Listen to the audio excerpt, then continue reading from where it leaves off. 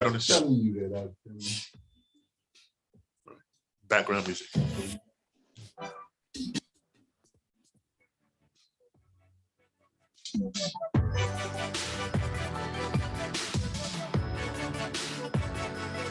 Well, praise the Lord, hallelujah, and thank you, Jesus. It's around that time right here on KAZ Radio, where I have one of my most favorite shows, none other than Unlocking the Power of You with Timothy White Sr. Take it away, sir.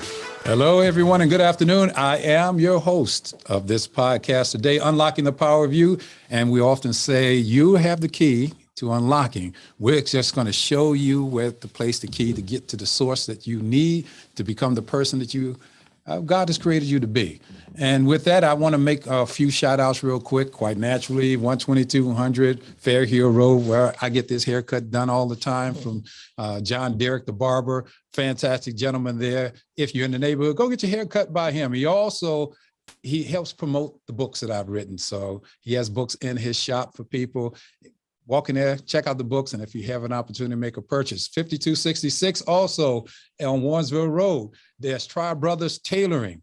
There's a brother down there who does a remarkable job at making suits. He has the shirts, shoes, pants, ties, and women dresses and everything else along that line. So if you have a chance and opportunity, stop in there and see Reggie and tell him that you heard about him on Unlocking the Power of You. Now, with that being said, too, I want to promote one little book that we have here, and the book is called The Gospel and the Sword. Most of the things that we're going to be talking about today is going to revolve around the gospel and the sword, how important it is to be suited up to do what God has called you to do. And many of us aren't suited up. And I have some guests with us today. They're going to tell you how to suit up in Jesus, how to be prepared in Jesus, and that periodically, once in a while, you're going to have some issues come up. But in spite of it all, you have the way to get through it and get through it in style. When I say get through it in style, don't mean that you're not going to feel some rain once in a while. With that being said, we have some people in the studio today, one young lady and the other one is over here on Zoom. We're going to let them introduce themselves. They're going to tell you a little bit about themselves. And we're going to be talking about today, moving on from cancer positively. So with that, we're going to have our guests introduce themselves and tell us a little bit about you. Okay, so thank you very much for the introduction. My name is Cheryl Williams. I am a 14-year breast cancer survivor, and my journey has taken me in places that was new, things that I didn't think I could survive, but I have. I put my truth and my trust in Jesus and the messages, the places that I went to, the gathering place was part of the journey to get me to survivorship. But my message now is to help others to get through this journey. If I get there and don't bring anybody else along with me, what have I done?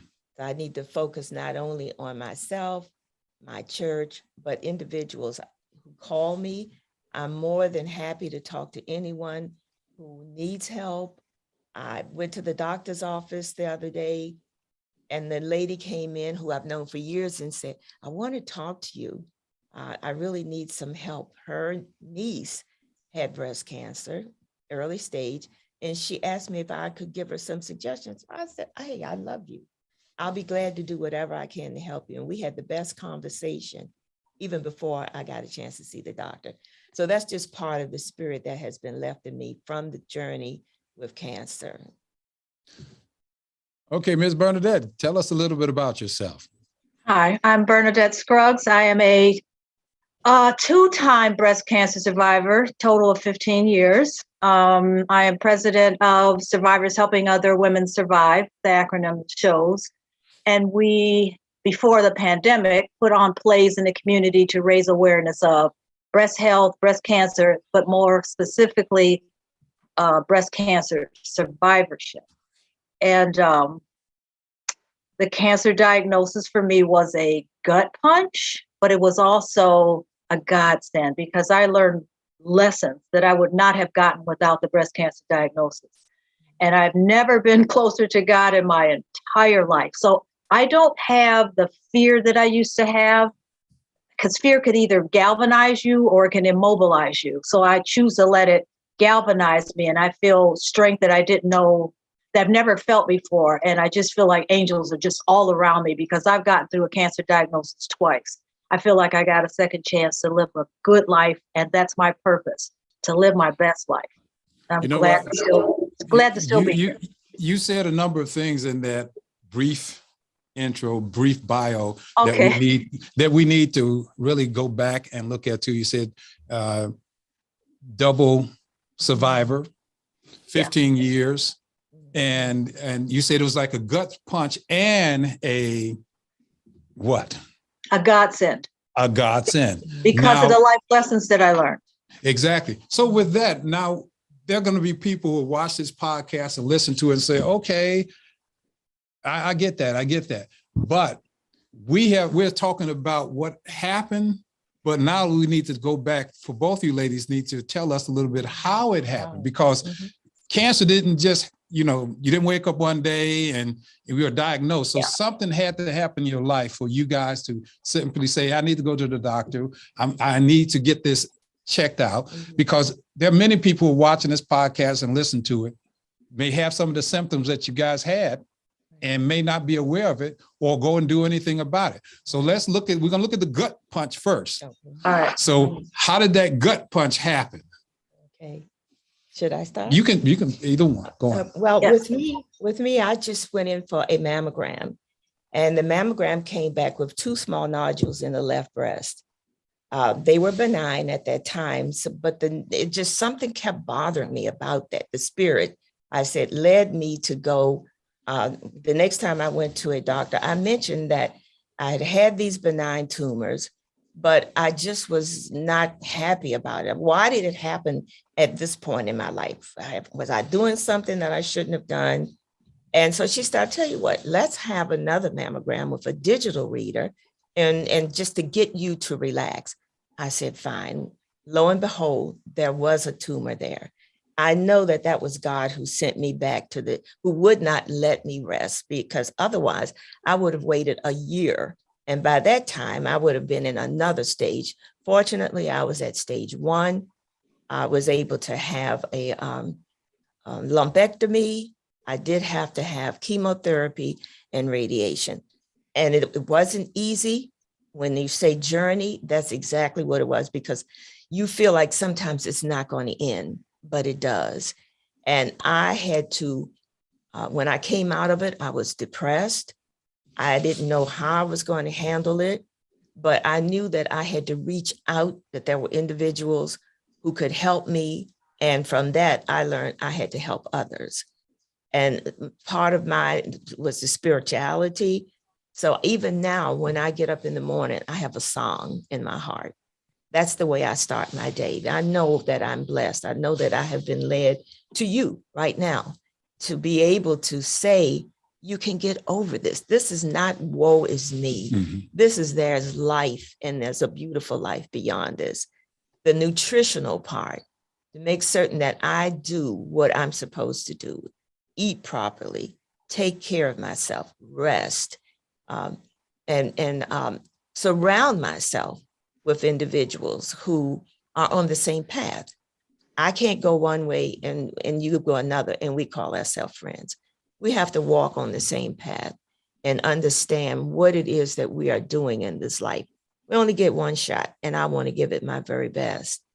Well, and I'm going to stop you there for only a moment. Ms. Burnett, you get yourself ready, because what we have to look at too, Amos 3:3 says, can 2 walk together except they be agreed? So you need people in your circle who are going to be agreeable with what's going on. But there's some things that you said that I want to elaborate on before Ms. Burnett talks about her gut punch. There are people out here who will go and get the mammogram, just as you mentioned, and there's pause for cause with you when you said that you weren't satisfied with that. So you went and did something else. You got a digital readout. Now, explain to people, because there's some people who might be watching and listening and say, well, I got a mammogram and that should have been enough. But you said, no, I took it a step further. Right. So what's the difference between that mammogram and then the digital mammogram? Well, it was just I had the mammogram, the first one, and I was satisfied even though that it was it showed that there was tumors there. It was just that there was something in my mind that said, why did I get to this point? I've taken care of myself.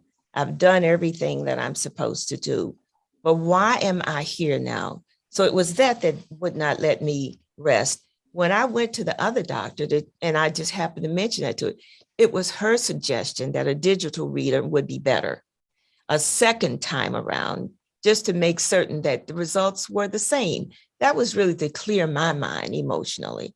But the readers sometimes will kind of slice the breast so you can see from a different angle. Mm-hmm. And that's probably what she meant when she said a digital reader, as opposed to, the first reading I took. And I don't even know if they were at the same institutions. I just took what she said and ran with it. I wasn't going to say, well, I just had a mammogram.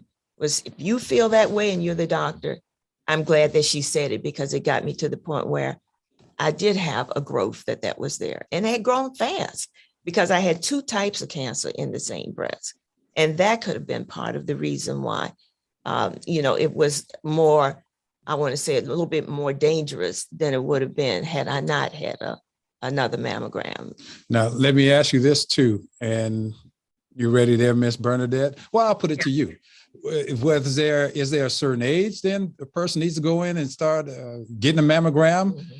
And I'll let you answer that. Then you can go into yours about your gut punch and what happened and why, and what was your response to, because cancer is a bad word in any language. You hear that word cancer, it causes everybody to stop.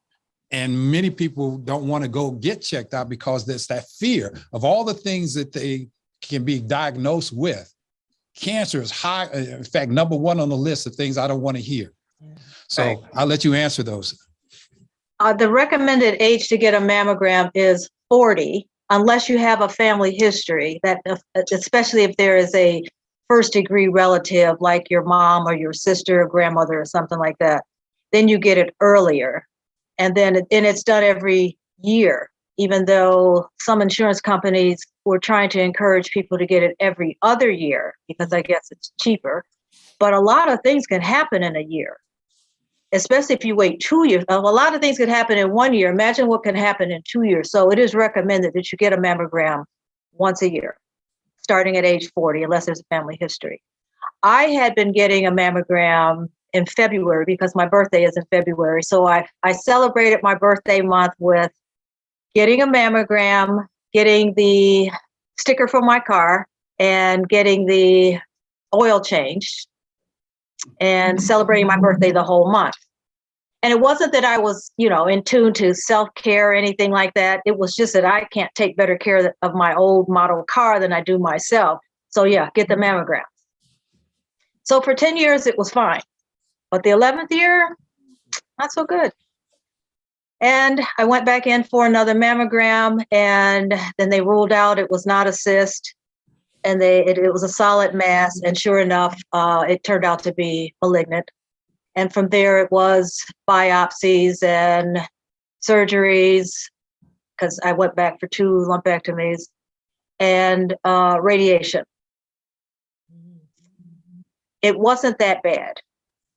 It sounds like that's a lot. I was tired. I was exhausted. But that was the worst of it once I got the medication to keep the nausea down, because that was absolutely the worst part. And then I just figured out like a routine, like right after the treatment, the next day I'll be fine. But that second, third, and fourth day, don't do anything because I can't do anything. So I figured it out that, and I think I forgot how often I got treated, but that out of this whole treatment regimen, that only 3 to 4 days were going to be horrible. I'm like, so I could do that. Just get through those 3 or 4 days, and the rest of the time, get ready for, just live my life.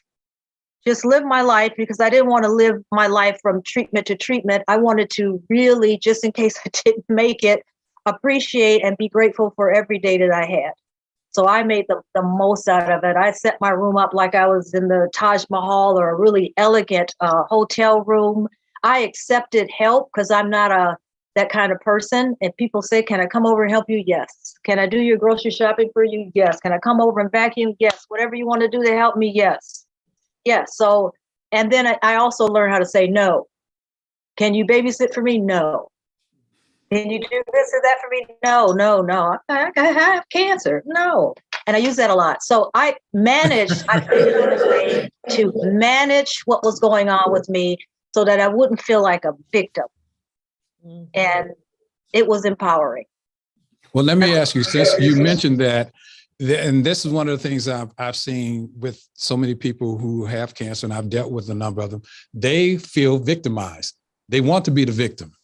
They want people to feel sorry for them. They want to curl up in the corner of the room and have people come in and throw a pity party for them. And from everything that I've been listening to you guys, you're simply saying that's not necessary. That's not something you should do. As you say, you made your room look like the Taj Mahal. You simply say, hey, you know what?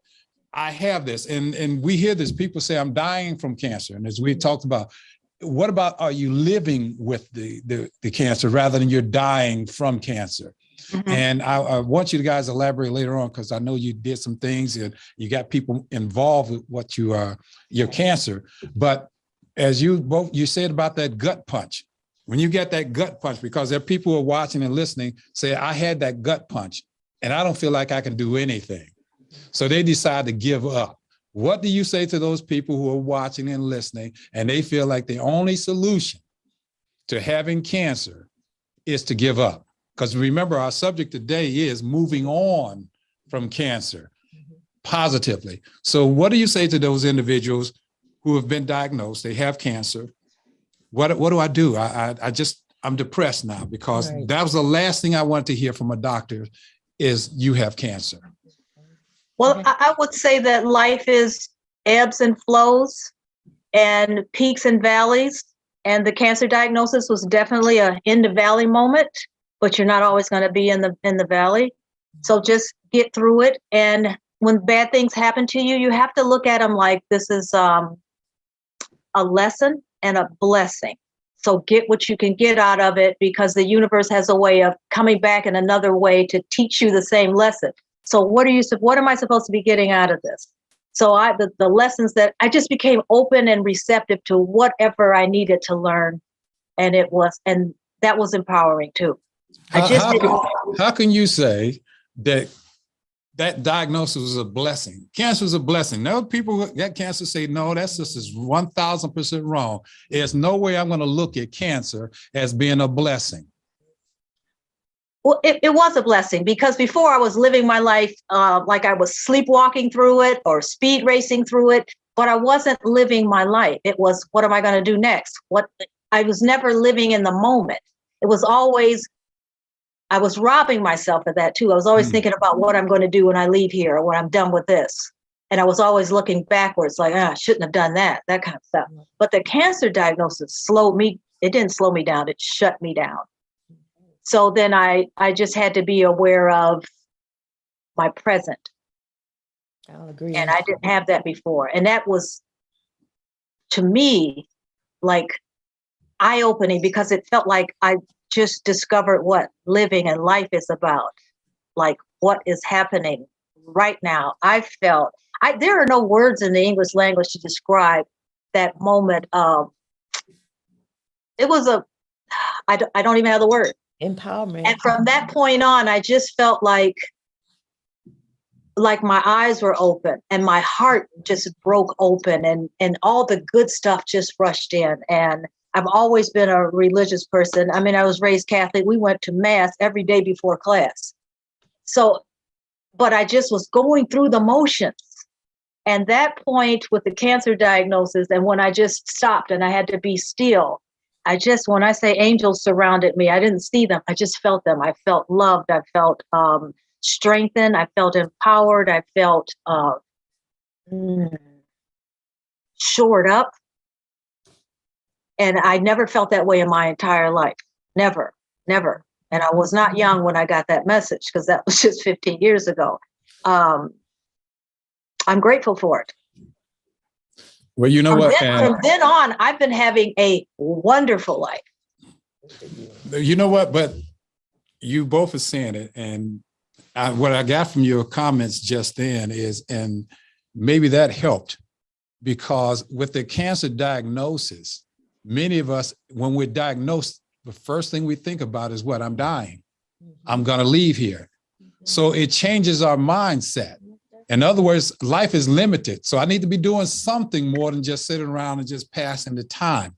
So with that diagnosis, did it also help you to realize, okay, I'm here on a limited basis, and now I really understand it's a limited basis because it can happen in quickly, more so than anything that's happened before? Because cancer, when we, as I said earlier, when we hear that word cancer, it's like, oh, death.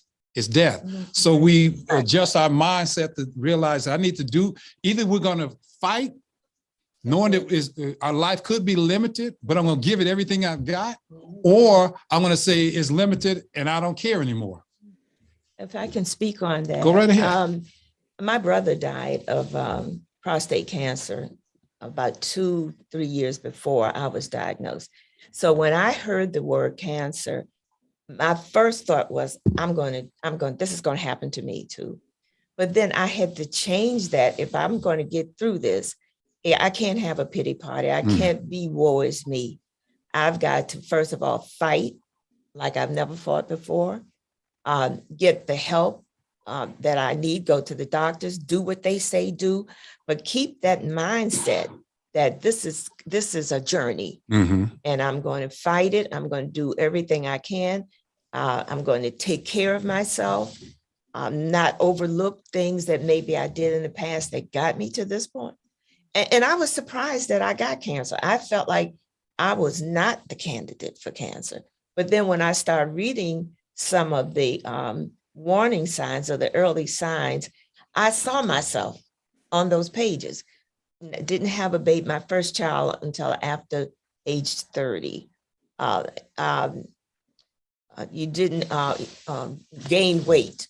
I was always active.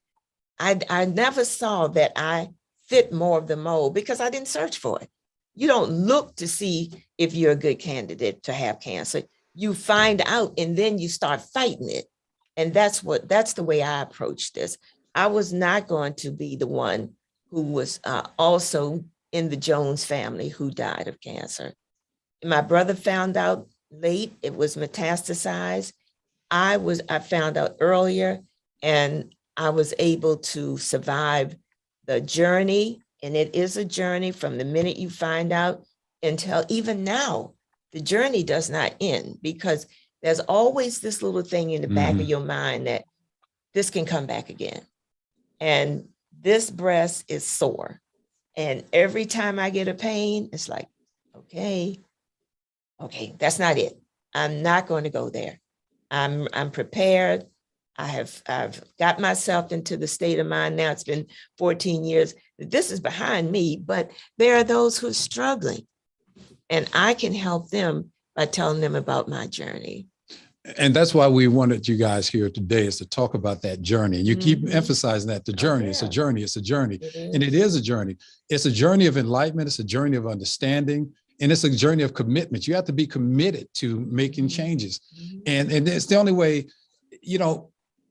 either it's going to beat you or you're going to beat it, as they said. So what do you want to do? If you want to, now I need to ask you guys this too. Are there, because I know sometimes genetics, you say family members have cancer. So what makes a person, if that's a possibility, someone who can become a candidate for cancer, if it's in the family? I think that there are some individuals who have certain genes that point to the fact that you may be able to get it as well.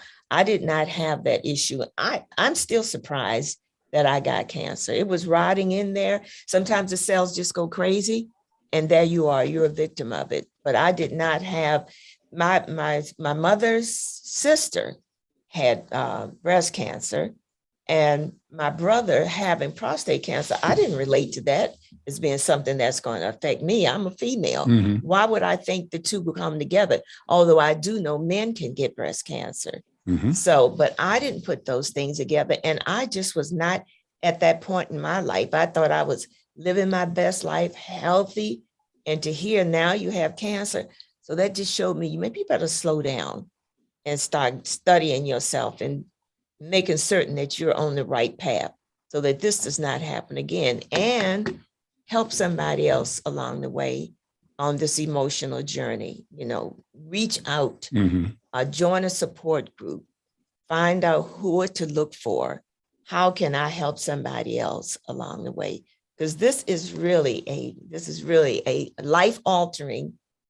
This is a life-altering time. You're not the same. I'm definitely not the same person that I was before cancer. I could never go back to that person. And this is a conversation people need to have, because we that becomes the elephant in the room. We don't want to talk about it. Hopefully, if we don't talk about it, we'll never experience it. That's not necessarily the truth. Ms. Bernadette, you said something earlier too. I'm going to come back to that when you referred to your car. They say, my broken down car, the car needed work on it, and the car needed to be maintained. We'll do that. We'll put the money into our homes and into our cars and anything else, but we don't put that same type of money and time into ourselves. And we're the most important part. So when we're beginning to have those aches or pains or questions, we don't go to the doctor. We don't want to do that because we don't want to hear necessarily the truth. You take your car in, even they'll tell you what's wrong with it. We'll accept what's wrong with our car before we'll accept what's wrong with us. Right. So you mentioned that. Now, how often have you seen that, knowing from your experience, how important is it to know and understand that, okay, I'm having some problems. I need to go get myself checked out. Man or woman, male or female. We're talking about women right now with the cancer, but we said men get it as well. Yeah. I think it's fear. I just think that it's fear that keeps us from going to the doctor, especially men. Women will go quicker because we are just more in tune, because we have babies and all that. We will go to the doctor on a regular basis. But for men to go, sometimes they just don't. And then when they do go, they're at a later stage, and the prognosis isn't as positive as if you go on a regular basis. Right. I don't know. Go on. Ms. Bernadette, go on. I think we may put too much emphasis on our exterior. Like your car, you don't think anything of it. If something is going on with the car, you take it in. But I don't know if we're that in tune to what's going on inside of our bodies. As long as the outside is looking good, because we will keep a standing appointment at the hairdresser and at the nail tech, right? But we won't go get a mammogram, which only takes 1 hour out of the whole year to get it, because I've timed it out. Right. 1 hour out of the whole year. We can do that, but we could go get our hair done every 2 weeks. But what's going on the inside, because it's on the inside, we're not really paying that much attention to. I told you I can get so excited. The mouth is not keeping up. That's okay. You're okay. You're okay. I think you're making the point very clearly.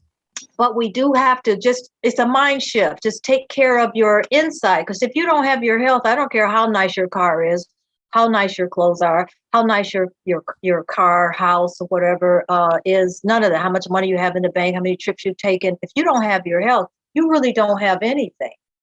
And if you don't have, you can have your health and you still need a spiritual connection. And those two things, you could do anything. You could have a wonderful life. The other stuff, the material stuff, is just that, material stuff.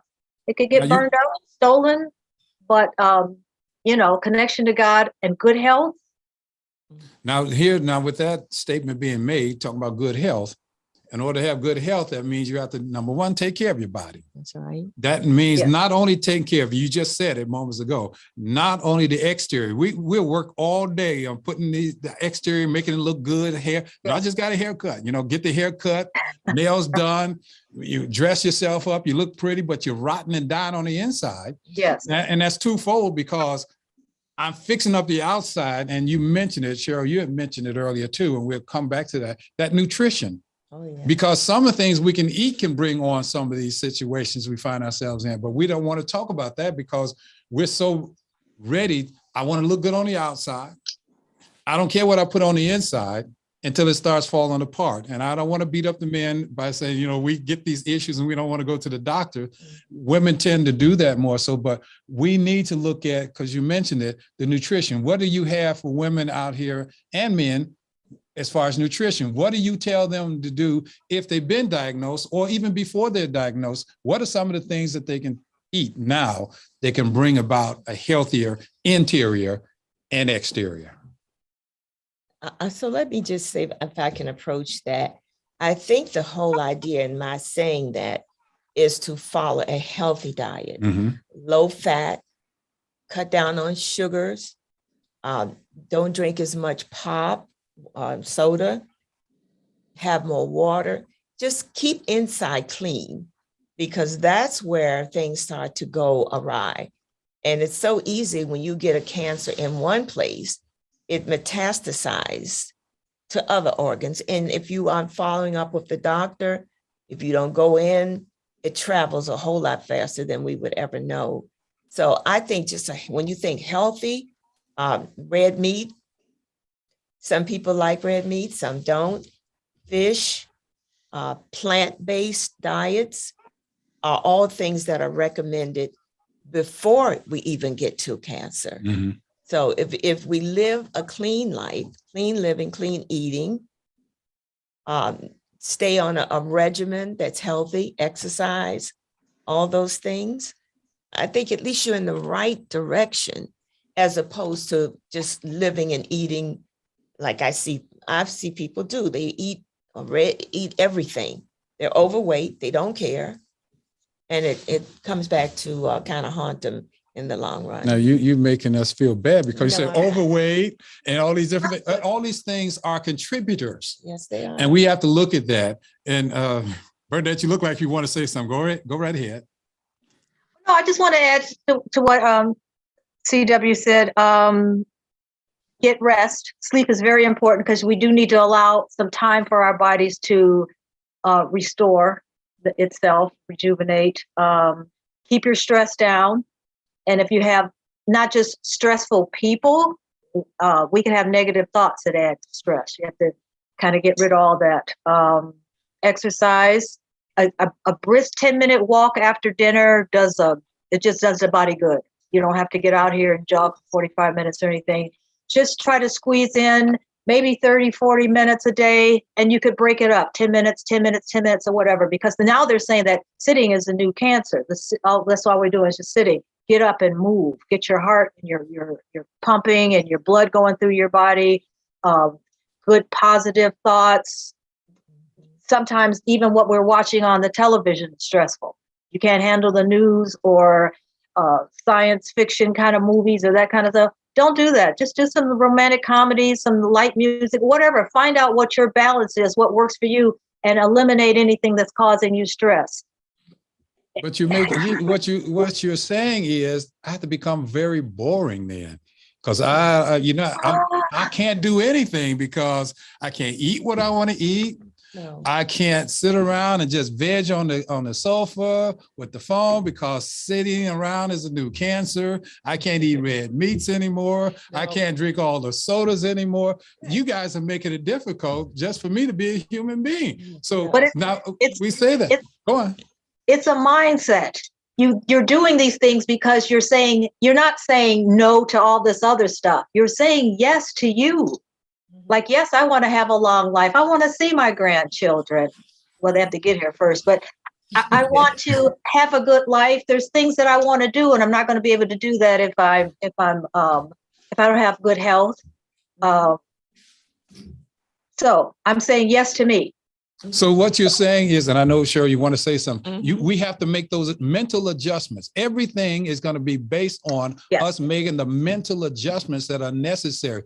As you're saying yes to me, and until I like me, I can't like you. I'm going to destroy my body because I don't like me. I'm going to put the wrong things in my body because I don't like me.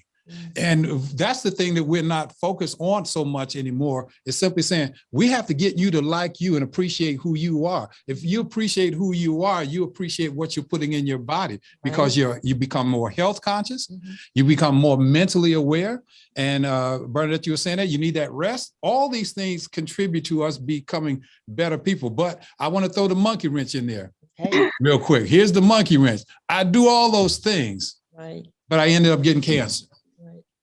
And I think that's what I said. I didn't think I was the candidate. I said that because I had taken care of myself and I lived a clean lifestyle.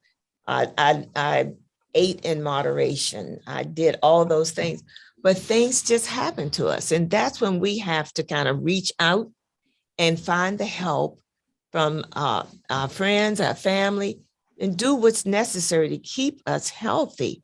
We can't just give up because you're not going to live in fear. You're not going to not get in your car and drive because you know you may have an accident. So you eat and you do the things that you want to. Enjoy your life, but go to the doctor. Stay on target. Make certain if you feel something that's not right, follow up with the doctor and find out, is there something going on inside of me?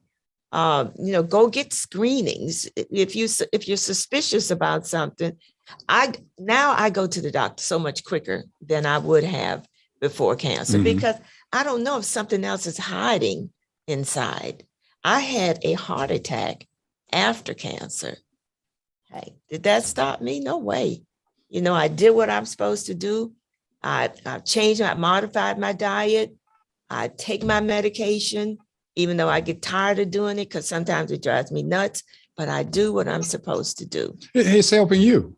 Of course. It's helping you. It's making you a better person. Ms. Bernadette, you look like you want to jump in there again. Go right here. You feel free to jump in. You don't have to wait. Well, no, it's just that I also feel that if you take very good care of yourself, you can still get cancer. We have cancer in us all the time. If your immune system doesn't check it, then the cells that should have died don't die. They start growing and growing and growing. And that's how we end up with cancer. But if you take care of yourself and you still get cancer, I think because you took care of yourself, you'll get through the treatment and the recovery better. And if you were in bad shape and then you got sick, you're in worse shape. So that's why it's important to take care of yourself, just in case you do get sick, you can fight it off. And now the other aspect to that we need to talk about before we can continue forward as well is that having a support group is always good. It's always good when you have someone there and they don't necessarily have to say anything. That's right. Sometimes just their very presence is enough to exactly. And I'm a firm believer in that. Some people, you don't have to say a word. It's just their being there makes all the difference in the world. So you guys have had a support mechanism. So let's talk about that a little bit, the support mechanism that you would have and how would you encourage that? And what I say, even after today, you guys are here. You have a support mechanism within yourself. Maybe we can toss some people at you and say, hey, you can call these ladies and become a part of their support mechanism.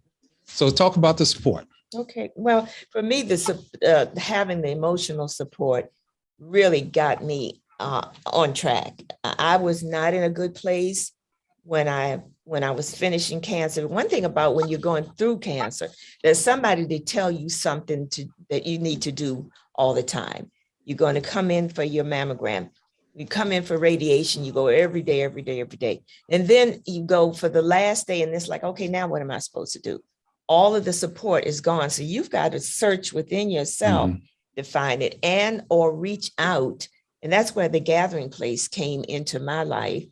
And I went there and it was, I said, oh, I'm not going to that place. I'm not going to go up there running my mouth, telling them this, that, and the other. And then when I got there, it was the most laid back place that I'd ever gone to. Nobody puts you in the spot. You don't have to talk. You just listen. And then I started going more. So I started going to the yoga class, which I loved doing. And then I started going to the other classes that they would have one-on-one. And then I found that I started becoming an advocate for those who are out in the community who need someone. I can say, well, let's if you don't want to go to a group, let's start a group. Start your own group. You got all the information inside. You just have to let it flow. And a lot of that has happened in my life at our church, Fifth Christian Church.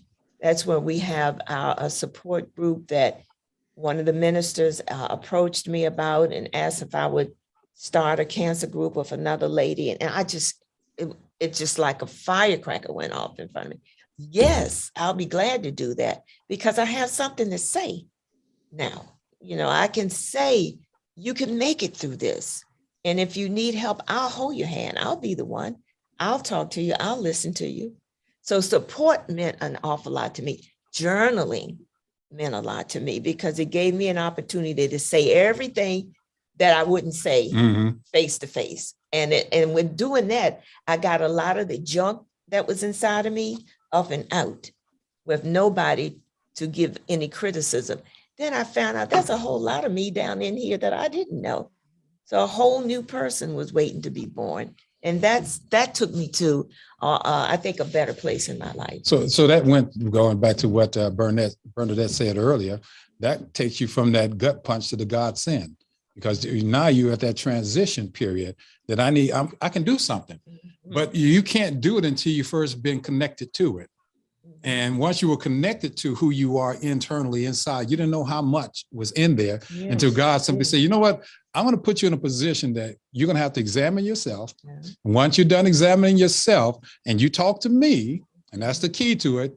When we talk to the Lord simply says, hey, I have something to share with you. I want you to do this. And he, in his wisdom, he brings somebody to you or you to somebody that help facilitate that. As you were saying, if some of our viewers and listeners, you need someone to talk to. These ladies are simply saying, hey, we started something. Anyone can start it, but you have to be willing to be persistent with it as well. So that God send part, Ms. Bernadette, you're shaking your head. So go on. I know that you. Oh, no, I'm agreeing with everything. I'm agreeing with everything you're saying. 100%. 100%. So when we have those opportunities, and we have opportunities now with people who need some mentoring, if you will, they're going through this situation. They have those rainy days, those down days that I don't know what to do, who to say anything to, or do I say anything to anybody? Because there's a friend of mine, he died from cancer, and I was working with him for quite a while as he was deteriorating.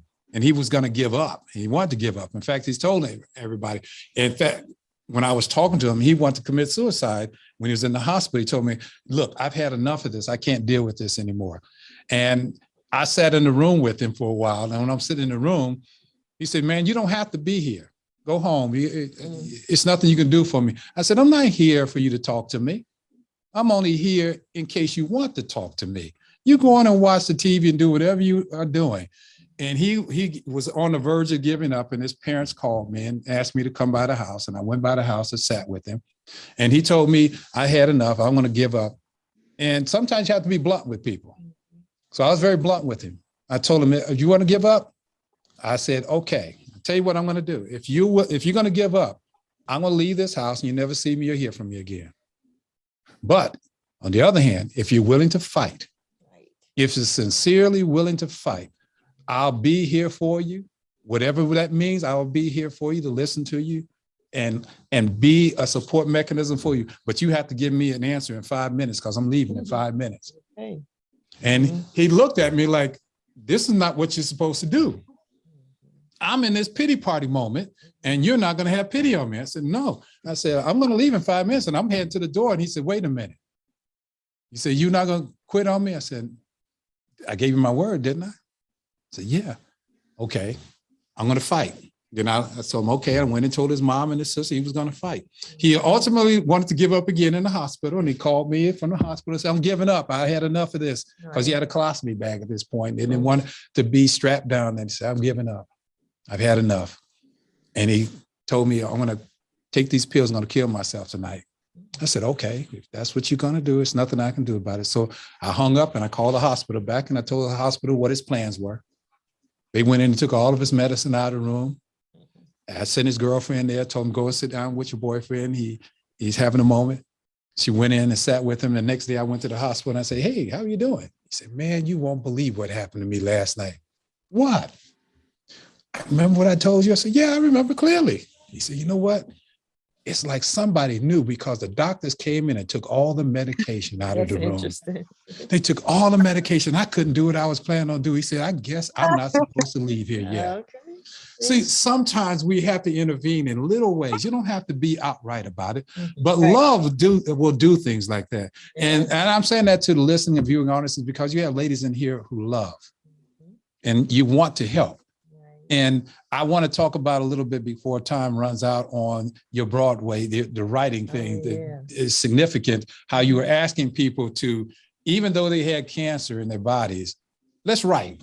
Let's do something positive. Again, it's moving past that cancer in a positive way. So talk a little bit about that, Ms. Bernadette. My sister lives in New York, and she is a playwright, a published playwright, and a librettist. That's somebody who writes operas. And so she got a grant from Susan G. Komen to come to the Gathering Place to teach breast cancer survivors how to write plays. So we ended up with 11 of us. We wrote 11 separate plays, and my sister intertwined all of these 11 plays where it became one story, and it was called From Breast Cancer to Broadway. So we got a chance to put our play on at the Cleveland Playhouse. And because the late legendary Ruby Dee was a great friend of my sister's, she actually flew to the Playhouse to do the reading of 2 of the plays.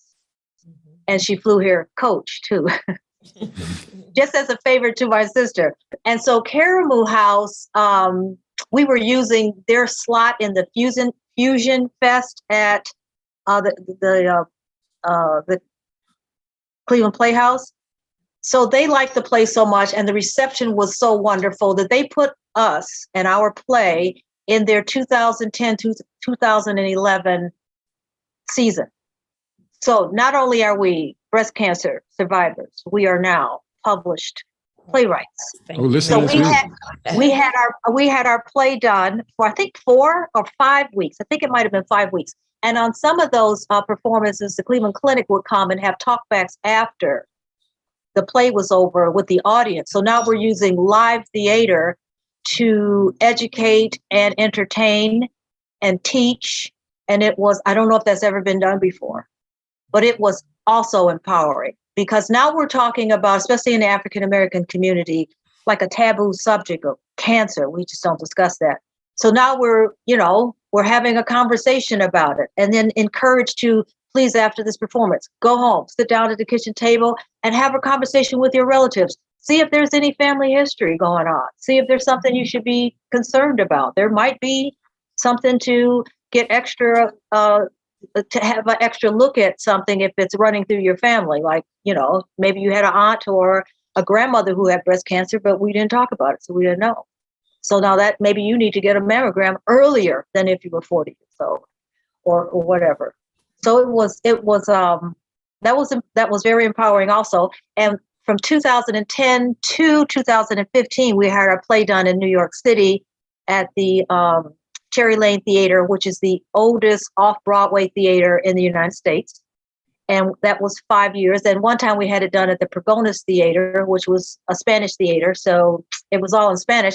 It must have been great because everybody was clapping and they were having a wonderful time. I don't speak Spanish, but the reception was wonderful. And it was just wonderful to see the reception from the audiences. And we got professional actors, because our plays were only done on Mondays because that's a dark day for actors, professional actors. So we had Lynn Whitfield, we had, what's his name? Ormond, something played on Sesame Street, Willie Dynamite, if you remember that. And a lot of other actors who just gave up their time freely to come in and read our plays on Mondays at the Cherry Lane Theater. Just wonderful. People were just giving of their time. And one time, the astrophysicist Neil deGrasse Tyson, right? He came to one of the performances and he made some connection between a mammogram and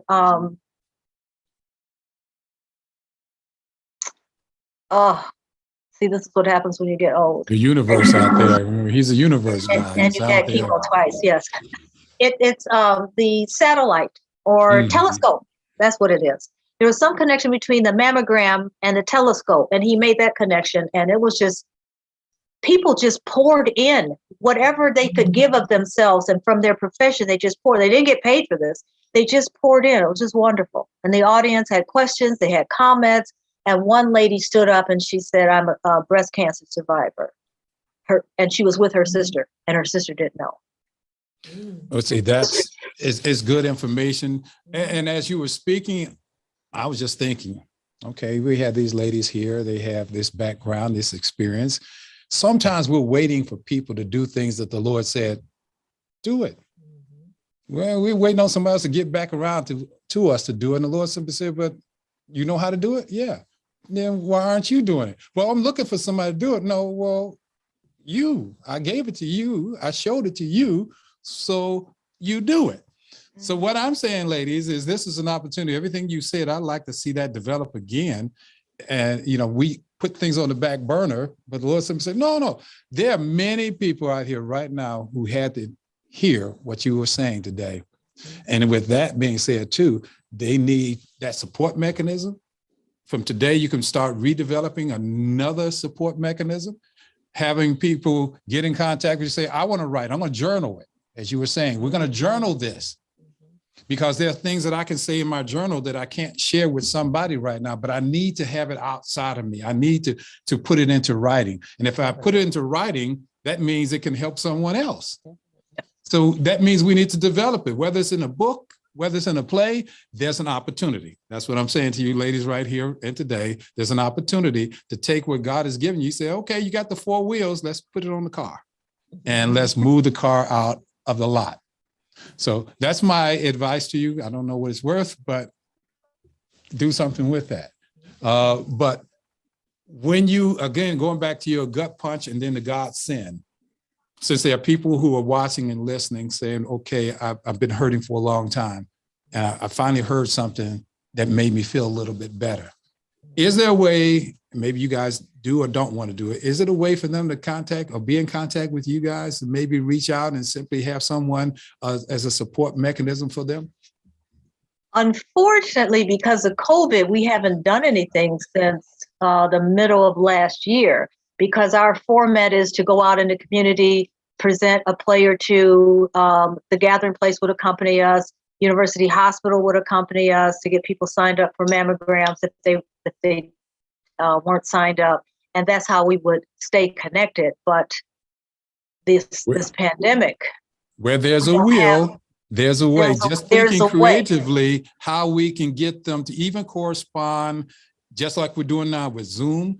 There's mechanisms that we can use to help facilitate, even though we were COVID bound. In other words, all that, you said from gut punch to God send, God simply says, you know what, you use the material that's available to you. If you can't get out, you can have them come in by a phone call, a Zoom call, and develop it from there. So when all this is bypassed us a little bit, then we have that open opportunity to gather again. I'm using your term, the gathering place. We have a gathering place then for them to share once again. But it may be 150, 200 people out there say, I just needed to hear there's someplace I can go or somebody I can talk to. If I can reach out on Zoom, if I can reach out on WebEx, any of these things to help myself get better with some ladies like this who have gone through 14 years and 15 years of experience, double for you, Bernadette, you've gone through it. So you have that information that is available. And I would just love to see something being done with it. So go right ahead. Go right ahead. It's on you, Bernadette. No, you started something. In the meantime, I would encourage people to write, get your thoughts down. It's very cathartic. And there's a play in everybody. And we weren't playwrights. There's a play, there's a story to be told. And if no one ever reads it, at least it's cathartic that you got it out. The Gathering Place was pivotal for me, especially the support group that was mainly for African-American women, because there was one lady there that said she was a 25-year survivor. And that was a moment of epiphany for me. It's just like, I'm going to be able to say that one day, because I never thought about that before. I was really just getting through, moment by moment, getting through. And she said, I'm a 25-year survivor. I'm like, okay, that's what I'm going to say. And then after this, it could be 50 years or whatever. And so the Gathering Place was a godsend for me. I don't think I would have been all right without the Gathering Place, because I was surrounded by other people and their main focus was to help me. And not just me, because my sons at the time were 11 and 12. So they were looking to me to make sure that we were going to be okay, but I needed to lean on somebody else. And that's where the Gathering Place came in. So that place is, and it's free. All their services are free.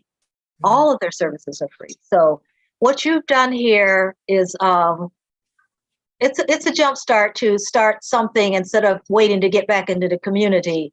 What can we do to like Zoom meetings and still connect with people on a remote basis?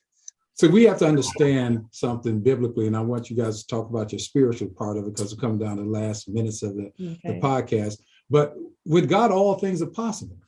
And when we look at that, with God, all things are possible, he is simply saying to us, if all things are possible, I'm giving you just a little bit to do on that level to change somebody's life. This conversation that you guys have had today is changing some people's lives. I know that today, it really is.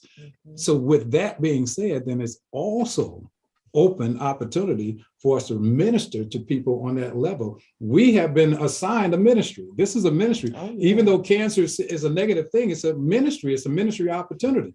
As you said, we have to go from that gut punch to godsend. Maybe that's to be a name of it. Gut punch to godsend, because that's a powerful thing to say. I was gut punched, but it was a godsend. Now I want you quickly to talk about the spiritual aspect, how God of the Lord actually helped you or brought you through. He's not helping, he's bringing you through this situation. So we have 5 minutes left, or actually about 4 minutes left now. So we'll start with you, Miss Bernadette. Oh, okay. Because of God, I'm living a fearless life because I've gotten through 2 cancer diagnoses.